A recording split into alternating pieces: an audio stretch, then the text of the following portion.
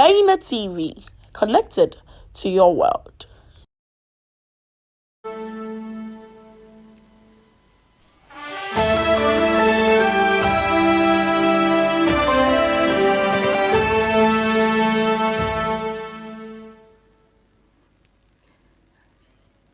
Assalamu alaikum. Welcome to Baina News Updates. We're bringing you news that made headlines within the week. My name is Khadija Kubra Kailani. Now, our first story.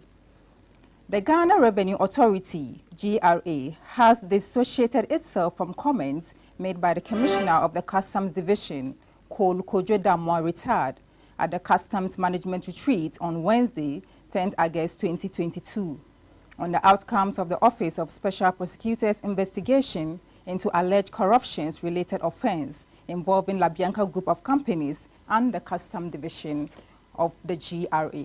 The special prosecutor recovered 1 million Ghana cedis from La Bianca, according to the report of the Office of the Special Prosecutor. Deputy Commissioner of Customs in charge of operations, Mr. Joseph Eduche, issued an unlawful customs advance ruling that led to the reduction of the values of intended import between a range of 5 and 10% below the benchmark values. The ruling was allegedly blessed by Colonel Damwa without notifying the GRA Commissioner General. Reacting to the report, Colonel Damwa said the report is fraught with malice and hatred. He described the special prosecutor, Kisi Ajabin, as incompetent and a small boy who is trying to tarnish his hard-won reputation. Reacting to Colonel Damwa's response to the OSP, the GRA said his comments were made in his capacity and do not convey the opinion of the board and management of GRA.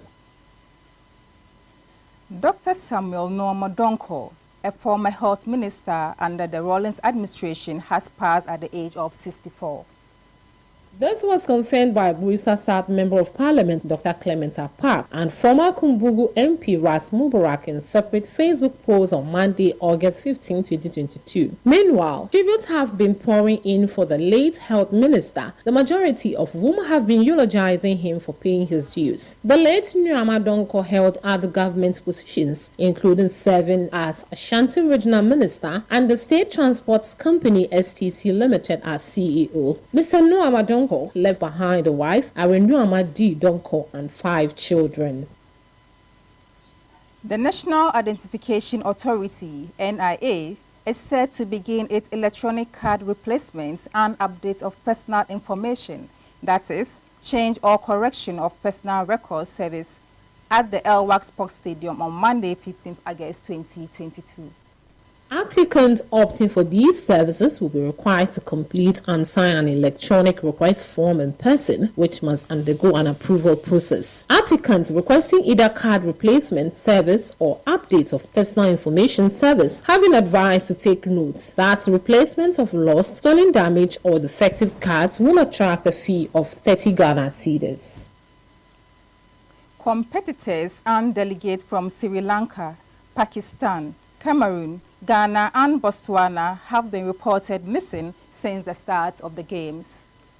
The Commonwealth Games in Birmingham began earlier this summer on July 28. The missing competitors include 13 athletes and 4 others who were part of the individual teams. 9 of the 17 missing have been found, but 8 remain unaccounted for. 2 of those still missing are said to be young Pakistani boxers named in media reports as Suleiman Balog and Nazir Ullah Khan. 5 others are from Sri Lanka squad, while 1 is a delegate from Ghana. Earlier in the Games, a competitor from Botswana and 1 from Cameroon were also reported missing, but both have now been found. Police and immigration officers are said to be working jointly to ensure the welfare and safety of the competitors that have so far been located. A spokesperson for West Midlands Police said they have received a total of 70 missing people report from visiting Commonwealth Games delegations, 13 competitors and 4 other delegation members. Of those people, 9 have since been found and 8 remain outstanding. They are making inquiries alongside immigration officials to ensure they are safe and well. Last week, a wrestler, judo star, and judo coach from the Sri Lanka team were reported missing after they had not been seen for 4 days.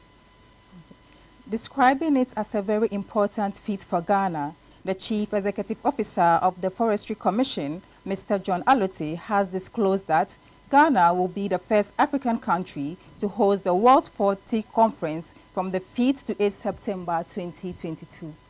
The CEO announced this during his presentation to a high-powered delegation from the Forestry Commission in Edo State, Nigeria, that paid a courtesy call on him on Monday, 15th August 2022. He noted that it is befitting of Ghana to be the first African country to host such an important event because aside the Asian countries, no other country produces more teak than Ghana, and it has taken a deliberate effort to get us to this level. Mr. Alote extended an arm of invitation to the team from Edo State to join, learn and contribute to the conference, explaining that the conference will bring together stakeholders, traders of teak, researchers and all who matter in the forestry sector to judge our ideas on how to grow a vibrant business in that venture. He told the Nigerian delegation that Ghana's strategy is to plant more teak and other indigenous species in degraded areas to even shoot up the numbers of production. As he says, teak forms a large chunk of the country's export in terms of timber. Vice President Dr. Mahmoud Bawumia on Monday, 15th August, received at the Jubilee House a delegation of some UK security officials led by the British High Commissioner to Ghana, Harriet Thompson. The Vice President and the security team discussed several issues, including the Accra Initiative, which is a cooperative and collaborative security mechanism anchored on the pillars of information and intelligence. On the table for discussion was also Ghana-UK security partnership, given the threat of terrorism in the West African sub-region. One of the promoters of the Alan for President 2024 campaign, Mr. Hobson Adoye, has rendered an unqualified apology for a statement about nodness in the governing New Patriotic Party (NPP) at a health walk in the Ashanti region dubbed Alan Edruso to wait it's your turn. According to Hobson Adoye, upon reflection, he realized that his statements may either have been misunderstood and offended some patriots or deliberately turned around by political opponents for their misguided intentions. Mr. Hobson Adoye, who was one-time parliamentary candidate for Kwon Katamansi constituency in the Greater Accra region in the last parliamentary elections, rendered the apology in a statement dated August Monday, 15, 2022. The Appliance Reconstruction Implementation Committee has said legally that it is not for governments to compensate the victims of the Apitiasi explosion disaster. This is in response to former President John Dramani Mahama's call on President Akufo-Addo to immediately have all the victims of the Apitiasi explosion disaster compensated. Mr. Mahama, during his visit to the victims on Tuesday, 16th August 2022, where he donated 500 bags of rice, 100 boxes of tinned tomatoes, 100 boxes of canned fish, 100 mattresses, and 5,000 Ghana cedis to the Apitiasi Relief Committee, said, listening to the representative of the victims of the disaster speak for their colleague, it is clear that livelihood is now critical. They have lost everything, so the government must look at compensating those who lost relatives and properties. He believes that if the president insists on the concern of compensation now, it will be done. Government must not wait for Apitiasi explosion disaster victims to go to court for redress before the government pays the compensation, he added. But the Apitiasi Reconstruction Implementation Committee, chaired by the Deputy Minister of Lands and Natural Resources, Benito Owusu-Bio, in a statement said, although it is not for government to compensate victims, the ministry is nonetheless committed through the Apitiasi Support Fund to raise enough funds to reconstruct the community and support the victims of the incident transparently and with the highest standard of integrity. The statement said all these measures are being taken without prejudice to the right of any person to seek any lawful remedy, including the payment of compensation. The statement added that the Apitiasi incident was very tragic and therefore called on all to approach it devoid of any partisan politics. A 2-day workshop aimed at equipping journalists with knowledge on reporting on crimes against nature has been held by the U.S. Agency for Global Media on Wednesday, 17 August 2022. The training, which had participants from various media houses across the country, was aimed at equipping the media practitioners on how to generate stories, ideas, and identify expert sources for reporting on nature crimes in Ghana. Speaking at the workshop, the Deputy Minister for Lands and Natural Resources responsible for lands and forestry, Benito Owusu-Bio, said the ministry is mandated to ensure sustainable management and efficient utilization of Ghana's natural resources. The Deputy Minister asserted that crime against nature is considered to be organized crime due to the multiplicity of actors involved and the devastating and lasting effects they have on the environment and food security. He highlighted some major crimes in the forestry sector, which include illegal logging in forest reserves, poaching of wildlife, illicit trade in wildlife, and mislabeling of containers at ports, amongst others. The Deputy Minister added that several measures have been put in place to address these challenges. Touching on the land sector, he said multiple sales of parcels of land, the land grab menace, and encroachment of state lands are some key challenges faced by the land sector. He said a public lands protection team has been inaugurated to reclaim encroached state lands and protect state lands from further encroachment. Speaking on issues on the mining sector, the minister noted that several interventions such as the declaration of river bodies as red zones for mining, revamp of community mining, and distribution of 100 mercury-free machines are some instructive ways the government is addressing the illegal mining challenge. Calling on all participants, the minister urged the journalists to work in close collaboration with the ministry as well as state and non-state institutions to harness resources to effectively deal with organized nature crime. Delivering her opening remarks, Ms. Nicole Chulik of the U.S. Embassy said, "We know nature crimes harm the environment, but they also harm communities by stealing resources that could benefit the local community." The University of Ghana Council has recommended the removal of the hall master and senior tutor of Commonwealth Hall following the recent violent clashes between students of the hall and Mensa Sabah Hall on campus. The clash occurred late in the evening of Friday, August 5th, and in the early morning hours of Saturday, August 6th, 2022. The cause of the clash is still being probed, but in the Maliu, a car parked at Sabah Hall was sent ablaze and a statue was ransacked and taken away. The University Council, in a statement, said management of the two halls should be held accountable for their actions and inactions. The council also recommended that the hall master and senior tutor of Commonwealth Hall be removed in the interim while management works with the security agency to investigate the clashes and work towards finding lasting solutions to the tensions between the two. The Institute of Energy Security, IES, has predicted that despite the 8.48% fall in the price of gasoline, 5.86% fall in the price of LPG, and the 7.26% fall in the gas oil price in the international market, the prices of fuel in the local market may see a marginally price increase at the pumps. The IES, in the statements, explained that the steep depreciation of the Ghana cedis against the US dollar may wipe away the gains from the international fuel markets. On the back of the fall in the value of the cedi, the IES noted that Ghanaians may either have to buy fuel at a much higher price or contend with the current pump price in the coming days.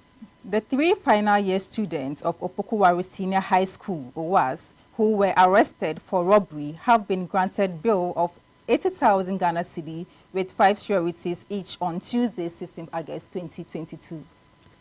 All 3 were charged with conspiracy to commit robbery and unlawful damage. Their pleas were, however, preserved. They threatened to stab a taxi driver if he failed to hand over the ignition key to them. The teenagers, between 17 and 19, made the robbery attempt on Friday night, 12 August 2022. They had hailed the cab at Santasi and asked to be driven to the Lancaster Kumasi City, formerly Golden Tulip Hotel at Inshiayeso. When they got to the Rattray Park enclave cliff, they insisted the taxi driver hand over the ignition key or stab him. The driver struggled with them until the car hit a wall not far from the Ridge Police Station and the Royal Golf Park Junction, drawing the attention of onlookers who rushed in to assist the driver. 2 of the students were arrested by the police. The third suspect, who fled the crime scene, was later arrested. Vice President Dr. Mahmoud Baumia has appreciated the contribution of private universities as viable alternative to state tertiary institutions, which are unable to accommodate the high number of pre-tertiary students and adult students who are interested in furthering their education but are unable to enroll in public schools. Baumia applauded private universities when he spoke as the guest of honor at the inauguration of Academic City University College, a private university at Hacho in the Greater Accra region, on Wednesday, August 17. He revealed the government plans for universities in the newly created regions that will focus on science, technology, engineering, and mathematics, and urged the tertiary institution to continue to partner with the government in this regard to accelerate industrial growth, which will improve Ghanaians' living conditions and contribute to economic growth. The Minerals Commission has denied allegations that the Minister for Lands and Natural Resources, Samuel A. Jinapor, has granted prospecting licenses to some companies to prospect for minerals despite the ban on prospecting in forest reserves. This follows a publication by the Member of Parliament for Tamale North constituency, Al-Hassan Suhini, suggesting that despite the ban on prospecting in forest reserves, the Minister for Lands and Natural Resources has granted prospecting licenses to some companies to prospect for minerals. According to a statement issued by the Minerals Commission on Wednesday, 17 August 2022, the said publication is false and should be disregarded by the public. The Commission indicated that since the Minister assumed office in March 2021, he has not granted a single prospecting license to any company to undertake any exploration activities in forest reserves. It urged any persons with copy of any such license to produce same. The Commission emphasized that contrary to the said publication, Vimtico Ghana Bauxite Limited has no prospecting license granted by the Minister. However, in the case of Akunta Mining Limited, the company has applied for prospecting license which is yet to be processed by the Minerals Commission. It added, the company also applied for a forest entry permit to enter the Tano Nimiri Forest Reserve. The Bank of Ghana has increased the policy rate by 300 basis points to 22% after an emergency monetary policy committee meeting on August 17, 2022. The move is part of measures to address the risks to inflation outlook. However, cost of borrowing is expected to go up significantly and consequently increase cost of living and doing business. The MPC also took additional measures including raising the primary reserve requirement of banks from 12% to 15% to be implemented in phased manner. Therefore, the reserve requirement will go up to 13% from September 1st, 2022 and subsequently to 14% by October 1st, 2022 and then 15% by November 1st, 2022. To boost the supply of foreign exchange to the economy, the Bank of Ghana said it is working collaboratively with the mining firms, international oil companies and their bankers to purchase all foreign exchange arising from the voluntary repatriation of export proceeds from mining, oil and gas companies. This, it believes, will strengthen the central bank's foreign exchange auction and consequently the cedi. In July 2022, the MPC of Bank of Ghana kept the policy rate at 19%, citing risk to inflation but balance to growth. The administrator of the Ghana Hajj Board, Alhaji Manaf Mohammed Usman, has rendered an apology to the general public who were offended by their operations in the 2022 pilgrimage. Speaking on Sarin Safia on Baina TV, Alhaji rendered an apology on behalf of the Ghana Hajj Board to the people who were not satisfied with their service this year. I still apologize when one way or the other, but the company I've yazo ni nezo. Okay. Almost al kawali kama inshallah mistakes in there have be repeat. According to him, the Ghana Hajj Board is working hard to make sure that next year's operation will be a smooth one. Operation Zami, for instance, will make sure, come on, visa, the issue tuka, and issue before Ramadan. No issue before Ramadan. It means more than 2 months. I manifest. Yes. Yes, exactly. Go where some fetish.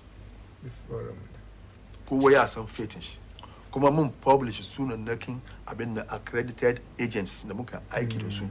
So when the band the basking one association agents, yes, the chimka, not the slot.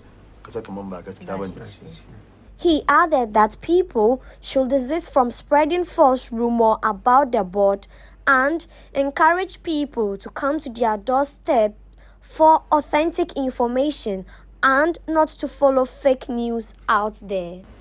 It's a kuwa ndekaji one rumor mutunganchi mwani kaza nana kuma bayana TV nanga nazo yanga magana kunji wana amani na kama viewers da abuwa ndi bakwe kusame suka kuka zo nan suka kawo complain ga wani muka ji batun haji ba ko ka muka ji batun haji mana ko ku trace ku samu ayya amma rumors nan ada ba da wrong information ni politician ne yasa image na mi very very important gaskiya shine abin gana policy nake na faɗi gaskiya abin da ba gaskiya ba ban zauna saboda ina son satisfy a particular individual no ban yi yasa once again na makowa godiya na kuma godiya Allah ya saka mu alkhairi Allah ya sa next year mu yi ko mu yi shi better than abin da ko this year.